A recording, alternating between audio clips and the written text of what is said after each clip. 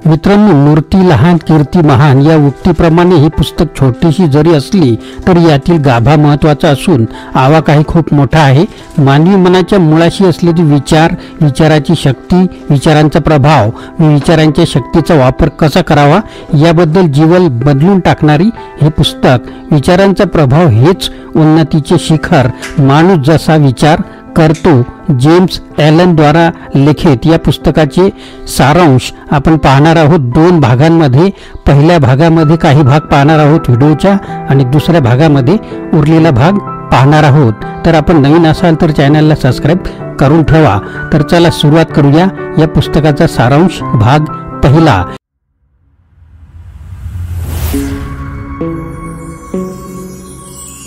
नमस्कार मित्रांनो, माझे नाव आनंद आहे आणि मराठी आनंद यूट्यूब चॅनलमध्ये आपणा सर्वांचे स्वागत आहे. या पुस्तकाविषयी जाणून घ्यायचं म्हटल्यास या पुस्तकात लेखकांनी मूलतः आपले विचारांवर भर दिलेला आहे. आपले विचार किती शक्तिशाली असतात. विचारांच्या बळावरच पुढील कार्य होत असतात. विचारच आपले भविष्य घडवतात. आपले विचारच असतात जे आपल्याला हवी तशी परिस्थिती निर्माण करून देत असतात. आपल्या आवडीनिवडी यांच्यावरही आपल्या विचारांचा प्रभाव असतोच. आपण आपले जीवन आपल्या विचारांनी बदलू शकतो. 7 विविध प्रकरणातून आपल्याला हे पुस्तक विचारांबद्दल शिकवते. लेखक म्हणतात, तुम्ही तेच बनता जे तुम्ही विचार करता. तुमच्या सर्व विचारांचे एकत्रीकरण म्हणजे तुमचे चरित्र होय. ही पुस्तक विचारांच्या शक्तीला आणि त्यांचा योग्य उपयोग कसा घ्यावा हे सांगते. 7 वेगवेगळ्या प्रकरणांद्वारे या पुस्तकातून विचारांच्या शक्तीला सांगितलेलं आहे, जे आपण 2 भागांमध्ये या व्हिडिओतून पाहणार आहोत. पुस्तकातील काही महत्त्वाचे विचार आहेत, प्रेरणादायक विचार आहेत, ते सुरुवातीला समजून घ्या. माणूस केवळ त्यांच्या विचारांना उन्नत करून उभारी घेऊ शकतो, जिंकू शकतो आणि सिद्धी मिळवू शकतो. माणूस स्वतःमुळेच घडतो किंवा बिघडतो. विचारांची योग्य निवड व खरा वापर करून तो देवत्वाची उंची सुद्धा मिळवू शकतो. तर विचारांच्या चुकीच्या वापराने, दुर्विचाराने त्याची अधोगती पशुपेक्षा खालच्या पातळीवर सुद्धा होऊ शकते. देवत्व आणि पशुत्व या 2 अंतिम ध्रुवाच्या दरम्यान चारित्र्याच्या विविध छटा असतात आणि मानव त्यांचा निर्माता व धनी असतो. चांगले विचार, चांगल्या कृती कधीच वाईट परिणाम आणू शकत नाहीत. वाईट विचार व कृती कधीच चांगले परिणाम आणू शकत नाहीत. ज्याने शंका व भीतीवर विजय मिळवला त्याने अपयशावर विजय मिळवला असे समजा. त्याचा प्रत्येक विचार शक्तीने भारावलेला असतो. सगळ्या अडचणींना हिमतीने तोंड दिलेले असते व शहाणपणाने त्यांच्यावर मात केलेली असते. योग्य ऋतूमध्ये त्यांच्या हेतूंची पेरणी झालेली असते. त्यामुळे ते बहराला येतात. त्यांना अशी फळे लागतात जी कधीच जमिनीवर पडत नाहीत. शरीर मनाचा गुलाम असतो. आनंदी आणि सौंदर्यपूर्ण विचारांच्या आदेशाने त्याला तारुण्याची आणि सौंदर्याची झळाळी येते.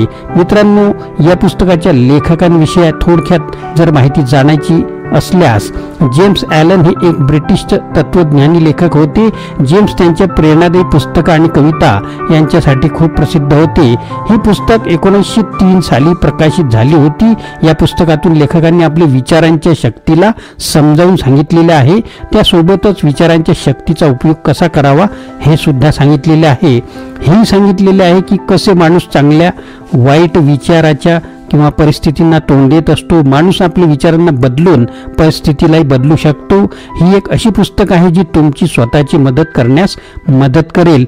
मात्र वेगवेगळ्या प्रकरणाद्वारे आपण 7 प्रकरणाद्वारे या पुस्तकातून विचारांच्या शक्तीला सांगितलेले आहे, जे जाणून घेणार आहोत.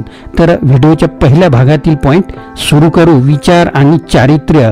जसे बीज तुम्ही जमिनीत रुजवाल तेच उगवेल अशी एक म्हण आहे. आपल्याकडे त्यानुसारच आपण जे आणि जसे विचार आपल्या मनात रुजू तसेच आपण बनत असतो. जर आपण सकारात्मक विचार रुजवले तर आपले चारित्र्य सुद्धा सकारात्मक, आशावादी बनेल. तुमचे व्यक्तिमत्व सुद्धा सकारात्मक बनेल. चांगल्या गोष्टी घडतील. जर आपण नकारात्मक विचार रुजवले तर आपले चारित्र्य सुद्धा तसेच बनेल, व्यक्तिमत्व देखील तसेच बनेल. एखादा व्यक्ती आपल्या मनात जसे विचार करत असतो तसेच होत असते. ती आयुष्यातील प्रत्येक परिस्थिती आणि घटना प्रसंगांना तो सामोरे जात असतो. जसे बीज नसतील तर झाड बनणार नाही, तसेच माणसाच्या लपलेल्या विचारांच्या रोवलेल्या बियांमुळे पुढील काम होत असतात.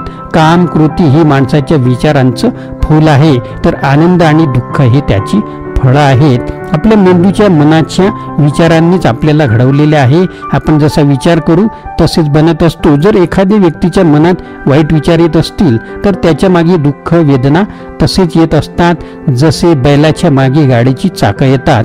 जर कोणी चांगले आणि शुद्ध विचार मनात आणत असेल तर सुख आनंद त्याच्या मागे सावलीसारखे येत असते.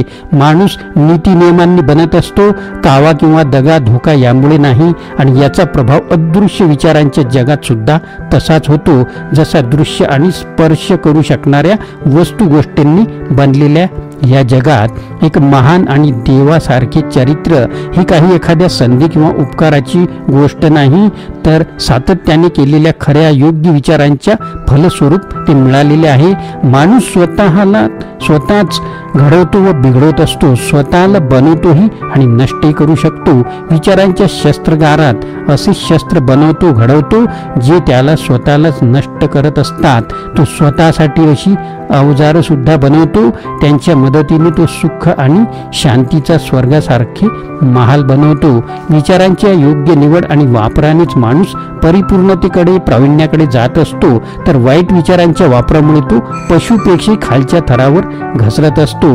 या दोन टोकांच्या गोष्टीच्या दरम्यान माणसाची सर्व स्वभाववृत्ती येत असतात. माणूस स्वतःच त्याच्या रचयिता निर्माण करता आणि स्वामी सुद्धा तोच आहे. शक्ती समजूतपणा आणि प्रेम आणि विचार यांचा स्वामी असल्याच्या नात्याने मानवाजवळ प्रत्येक परिस्थितीची किल्ली आहे आणि त्याच्यामध्ये असे काही आहे ज्यामुळे तो पाहिजे ते बनू शकतो, इच्छा असेल ते होऊ सुद्धा शकतो. खूप शोध घेतल्याने सोनं आणि हिरे मिळत असतात आणि माणूस स्वतःशी निगडीत प्रत्येक सत्य शोधू शकतो.